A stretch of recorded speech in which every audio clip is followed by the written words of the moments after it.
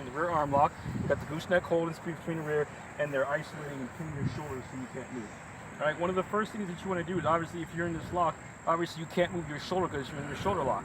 What you got to do is you got to focus on going to the back and hitting the person to the rear, but the guy's also suspending your arms so you can't actually move.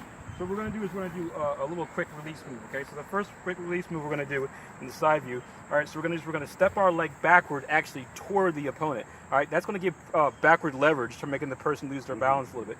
We're going to step backwards toward them into like a right front stance, and then we're going to take our shoulder and kind of dip the shoulder forward a little bit. That's going to release the pressure off of the hold the guy's pinning your arm.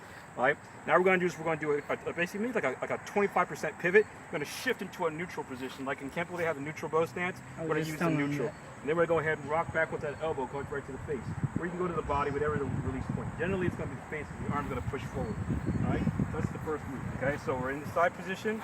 Person grabs us into the gooseneck, twisting your arm, suspending the arm backwards. So you step backwards, turn, and then shift your body into that L position. Okay, so that's the very first move. Okay, so can I borrow you for a second? Okay, so Miguel's going to grab into the wrist. Like, there's the gooseneck.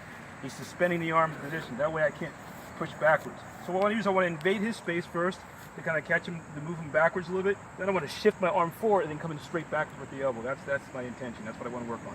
Okay, that's the very first move. Thanks, sir. All right. So Invisible Miguel. All right, grabbing from the backwards. I'm shifting my weight forward, and then suspending to the neutral, and then hitting to the elbow. Now what I'm going to do is I'm going to do a counter-rotational spin. I'm going to go clockwise, probably about 180 degrees all the way around after that elbow.